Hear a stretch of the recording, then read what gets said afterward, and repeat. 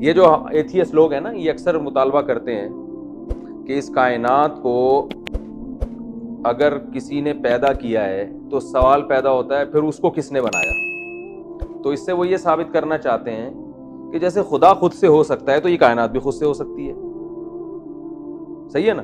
تو جیسے آپ اس کائنات کو ہمیشہ مانتے ہوئے آپ کہہ رہے ہو یہ ہمارے لیے ممکن نہیں ہے، کائنات کو ہم ہمیشہ سے کیسے مانیں، تو آپ اللہ کو بھی تو ہمیشہ سے ہی مانتے ہو نا. تو اس میں اس کا بھی جواب ہے.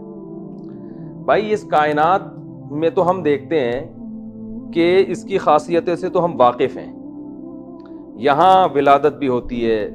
اگر کوئی بچہ آئے اور کہے کہ میرا کوئی باپ بھی نہیں ہے، میری کوئی ماں بھی نہیں ہے، میں خود سے آ گیا، مان لو گے؟ ہے بھائی؟ وہ کہے نہ مجھے میں پیدا ہوا، نہ کوئی پیدا، نہ میں نے کسی کو جنا، نہ مجھے کوئی جن سے. ہم کہتے ہیں ایسا ہوتا نہیں ہے. بچہ ہے تو ابا بھی ہوگا اور اماں بھی ہوگا. اب اس کے بارے میں یہ کہنا کہ یہ بچہ ہمیشہ سے ہے، یہ ممکن نہیں ہے، کیونکہ ہم اس کی خاصیتوں کو جانتے ہیں جبکہ ہم اللہ کی خاصیتوں کو نہیں جانتے. تو یہ عجیب بات ہے کہ ایک چیز جس کے بارے میں آپ دن رات دیکھتے ہو کہ وہ خود سے نہیں ہو سکتی، اس کے بارے میں تو کہہ رہے ہو کہ وہ ہمیشہ سے ہے، اور جس کے بارے میں آپ کو کوئی پتہ ہی نہیں ہے، وہ آپ کی عقل سے بالا تر ہے، اس کے بارے میں آپ یہ ماننے کے لیے تیار نہیں ہو کہ وہ ہمیشہ سے کیسے ہو سکتا ہے. ٹھیک ہے نا؟ تو یہ ایتھیسٹ بڑی بے عقلی کی بات کرتے ہیں. ہاں یہ آپ کہہ سکتے ہو کہ بچہ تو والدین کے بغیر پیدا نہیں ہوتا، تو پہلا انسان کیسے پیدا ہو گیا؟ تو ہم یہی کہتے ہیں کہ جیسے والدین کے بغیر بچہ نہیں پیدا ہو سکتا، تو کسی کے ارادے کے بغیر انسان کا وجود ہو نہیں سکتا. آج تک ایسا نہیں ہوا. تو یقیناً پہلا انسان اللہ نے اپنے ارادے اور کن کی طاقت سے پیدا کیا ہے، اور پہلی دفعہ کائنات بغیر کسی سبب کے اللہ نے اپنے ارادہ کن سے پیدا کی ہے. کیونکہ اس کائنات میں ہم دیکھتے ہیں کہ بغیر کسی خالق کے یا بغیر کسی کریٹر کے یہ کریٹ نہیں ہوتی ہے. تو یقیناً کوئی کریٹر ہے جس نے اس کو پہلی دفعہ اپنی قدرت سے بنایا اور پھر ایک اصول میں چلا دیا اس کو. تو آپ یہ عجیب بات ہے کہ اس کائنات جس کے سارا دن آپ اس کو جانتے ہو اچھی طرح سے کہ یہاں ایک حالت سے یہ دوسری حالت میں چینج نہیں ہوتی جب تک کوئی چینجر نہ ہو، تو یہ پیدا کیسے ہو سکتی ہے جب تک کوئی کریٹر نہ ہو؟ تو جس چیز کے بارے میں ہم جانتے ہیں اس کے بارے میں تو ہم فتویٰ دے سکتے ہیں، جس کے بارے میں جانتے ہی نہیں تو اس کے بارے میں ہم یہ کیسے کہہ سکتے ہیں کہ ہماری سمجھ میں نہیں آ رہا کہ وہ ہمیشہ سے کیسے. تو آپ کی سمجھ میں اللہ کا نہیں آ رہا ہمیشہ سے کیسے، اور جس کائنات کو آپ جانتے ہو وہ سمجھ میں آ رہی ہے کہ وہ ہمیشہ سے. تو پہلی دفعہ تو یقیناً کوئی نہ کوئی سبب ہوا ہوگا نا جس سے کائنات پیدا ہوئی. جب کچھ تھا ہی نہیں تو سبب کیسے بن گیا؟ اس کا مطلب ایک ذات ہے جو پہلی مرتبہ کسی چیز کو صرف اپنے ارادے کن سے پیدا کرتی ہے. تو انسانیت کی ابتدا پہلی دفعہ جو ہوئی ہے بغیر کسی لاجک کے، نہ کوئی باپ نہ کوئی ماں. اللہ نے اپنی قدرت سے آدم کو بنایا، اپنی قدرت سے اماں ہوا کو بنایا، پھر ان میں جو ہے نا وہ اللہ نے ایسے سافٹ ویئر انسٹال کر دیے کہ ان کے ملاپ سے لڑکا بھی پیدا ہو رہا ہے، لڑکی بھی، اور سب میں یہ وہ سسٹم اللہ نے رکھ دیا. تو پھر اس سے پیدا ہوتے چلے جا رہے ہیں. تو جیسے آج کوئی بچہ اٹھ کے آتا ہے اور کہہ رہے ہیں میں خود سے پیدا ہوا ہوں، آپ ایک جماعت مارو گے اور بولو گے تمہیں شرم نہیں آتی؟ خود سے تھوڑی ہو سکتا ہے، یہ کوئی لاجک ہوتی ہے پیچھے. تو بھائی اسی طرح یہ ممکن ہی نہیں ہے کہ ایک انسان تو بغیر اتفاق سے وجود میں نہیں آ رہا، اور پوری کائنات، پوری جو ہے نا وہ سارا سسٹم، سمندر، دریا، پہاڑ، اور جناب وہ الیکٹران، پروٹون، نیوٹرون کا جو ایک پورا سسٹم ہے، اور پھر نظام شمسی اور زمین کا 23 ڈگری جھکنا اور موسم بننا، اور جو ہے وہ پورا ایک سسٹم، بارشیں ہو رہی ہیں، پیداوار اگ رہی ہے. پھر ایک ایک بیج کو دیکھو کتنی عجیب، خربوزے کا بیج دیکھ لو، اسے زمین میں ڈالو، بیل اگتی ہے، خربوزہ پیدا ہوتا ہے، اس میں پھر وہی بیج ہوتا ہے، پھر اسے ڈالو، پھر وہی. سینکڑوں سال سے یہ ایسے اتفاقات بیج میں خود بخود انسٹال ہو گئے. یہ نہیں ہوتا. پہلی دفعہ کوئی ہے جو کسی سبب کا محتاج نہیں ہے، اس نے پیدا کر دیا اور اس کو ایک اصول میں، ایک جو ہے نا ایک اصول میں ڈال کے اس نے چلا دیا اس کو. تو اس لیے اللہ نے فرمایا کہ اللہ کا کوئی ہم پلہ، کوئی ہمسر ہے ہی نہیں کہ ایگزامپل دی جا سکے اس کی. دیکھو میں یہ کہتا ہوں، یہ ولید بیٹھا ہوا ہے ہمارے پاس، ایک بندے کا فون آیا کہ ولید سے بات کرنی ہے. میں نے کہا کون سا؟ کہہ رہے جو آپ کے ساتھ ہوتا ہے. میں نے کہا 3 قسم کے ولید ہیں، ایک لمبا والا ولید، ایک موٹا والا ولید، اور ایک کالا والا ولید. کون سے کی بات کر رہے ہیں؟ کہنے کیسی بات کر رہے ہو بھائی؟ میں نے کہا ہم نے اسی طرح یاد رکھا ہوا ہے. اب ہم کہتے ہیں نا کہ یار ولید کو بلاؤ تو سب پوچھتے ہیں کون سا، تو موٹا والا ولید. موٹے ولید سے یہ مراد ہوتا ہے تھوڑا بلیک، بالکل بلیک نہیں ہے، اندھیرے میں نظر آتے ہیں، وہ اتنے بلیک نہیں ہیں، تو وہ والے ولید ہیں. اور لمبا والا ولید جو ہمارے سامنے رہتا ہے. تو کہہ رہے ہیں آپ کیسی بات ہے، دوست ہیں وہ ناراض نہیں ہوتے ایسی باتوں سے. تو پھر خیر، تو اب میں یہ موٹا والا ولید میرے سامنے بیٹھا ہوا ہے. اصل میں یہ بتانا چاہ رہا تھا کہ لوگ بولیں گے کون سے ولید؟ یہ موٹا والا ولید بیٹھا ہوا ہے میرے سامنے. تو میں یہ کہوں کہ یہ کہتا ہے کہ میں خود سے وجود میں آ گیا ہوں. اتفاق کی بات ہے، ایسے کہتا نہیں، کہا نہیں ہے، ورنہ یہاں بیٹھے گا نہیں کبھی. کہہ رہا میں میرے کوئی نہ ابا نہ اماں، میں ویسے ہی پیدا ہو گیا. تو میں کہوں گا یار اس کو کوئی ایگزامپل ہے، یا پیدا ہوا ہوں تو میں کہوں یار اس کی کوئی مثال ہے. فوراً کہے گا حضرت عیسیٰ بھی تو بغیر باپ کے پیدا ہوئے تھے، وہ بھی تو انسان تھے، تو میں بھی ہو سکتا ہوں. ٹھیک ہے نا. پھر میں اس پہ غور کروں گا یہ مثال یہاں منطبق ہوتی ہے کہ نہیں ہوتی، وہ بات کی چیز ہوگی. بات سمجھ میں آ رہی ہے؟ تو انسان ہمیشہ کوئی بھی چیز جب ثابت ہوتی ہے اس کے کوئی ایگزامپل دیتا ہے، ایگزامپل دیتا ہے. تو یہ ایگزامپل دیں گے. میں پھر بتاؤں گا بھائی حضرت عیسیٰ علیہ السلام کا تو پہلے سے کتابوں میں لکھا ہوا تھا، اور وہ اللہ کے پیغمبر تھے، اور وہ جو تھے ان کے تو معجزات تھے، اور تمہیں اللہ بغیر باپ کے کیوں پیدا کرے گا؟ اللہ اپنے قانون کو کیوں توڑے گا؟ تمہارے کیا سرخاب کے پر لگے ہوئے ہیں، یا تم سے کوئی بہت بڑا اللہ نے دین کا کام لینا ہے جو یہ اتنا بڑا معجزہ ظاہر کریں گے؟ پھر یہ بحث ہوگی اور میں ثابت کروں گا کہ یہ دعویٰ کیا ہے آپ کا غلط. لیکن ایگزامپل پیش کی جاتی ہے.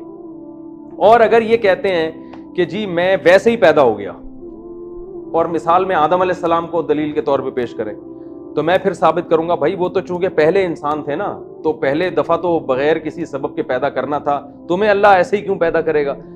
تو انسان جب بھی اپنے دعوے کو سچا ثابت کرنے کی کوشش کرتا ہے تو پہلے اس کی کیا دیتا ہے؟ ایک مثال دیتا ہے کہ یار یہ عقل سے بعید نہیں ہے، بلکہ اس کی ایگزامپل موجود ہے. تو اللہ فرما رہے ہیں کہ یہ جو ایتھیسٹ لوگ ہیں یہ کہتے ہیں کہ یہ کائنات ہمیں یہ سمجھ میں نہیں آتا کہ اللہ ہمیشہ سے کیسے ہے، تو ان کو سمجھانے کے لیے ہمیں کوئی مثال دینی پڑے گی نا.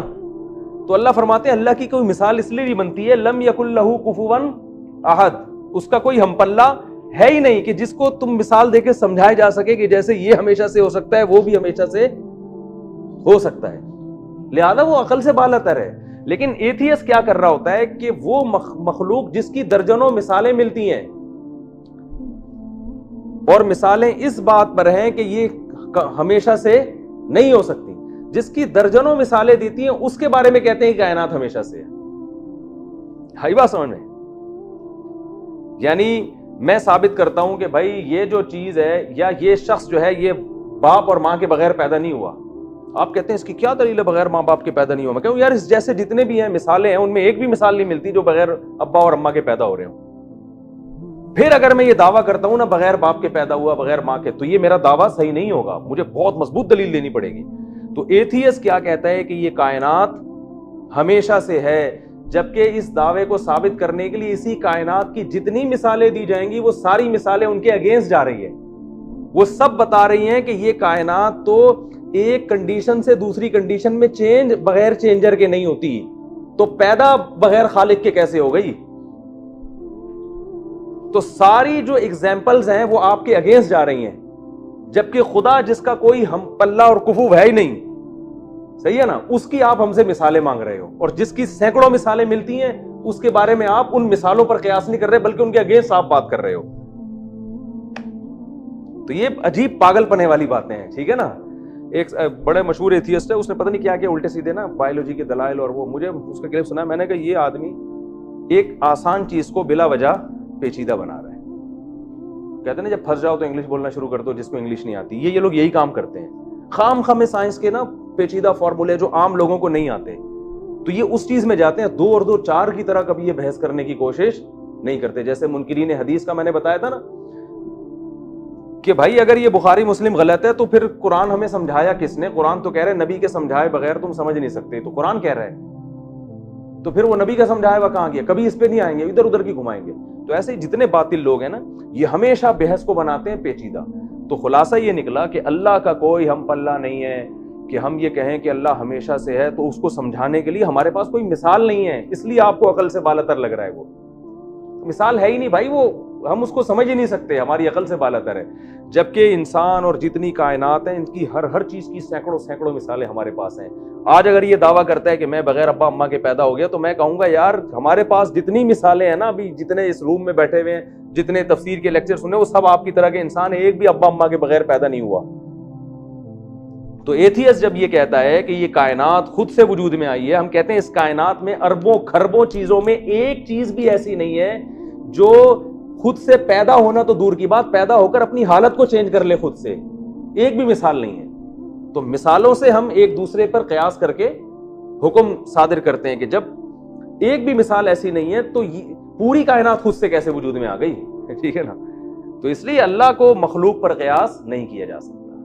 تو وَلَمْ يَكُنْ لَهُ كُفُوًا أَحَدٌ، وہ اللہ ہے کہ اس کا کوئی ہم پلہ نہیں ہے. تو یہیں سے ایتھیسٹ کا اور جو خدا کے منکر اور ملحد لوگ ہیں ان کے دعوے کی اور ساری جو ان کی سائنسی تحقیقات ہے نا وہ سب یہیں سے تیل ہو جاتی ہے کہ تم پہلے اللہ کو مخلوق جیسا ثابت کرو، پھر یہ کہو کہ اللہ ہمیشہ سے، ہماری سمجھ میں نہیں آتا وہ اللہ کو کس نے بنایا. ہم کہتے ہیں کسی نے نہیں بنایا، وہ ہمیشہ سے. کیوں بنائے بغیر کیسے وجود میں آ گیا؟ تو ہم کہتے ہیں واہ، یہ کائنات بنائے بغیر وجود میں آ گئی جس کو ہم جانتے ہیں اور جس کا کوئی ہم پلہ اور ہمسر ہے ہی نہیں، اس کی کوئی دوسری مثال ہی نہیں ہے، اس کے بارے میں آپ یہ مان نہیں رہے کہ وہ کیسے وجود میں آ گیا.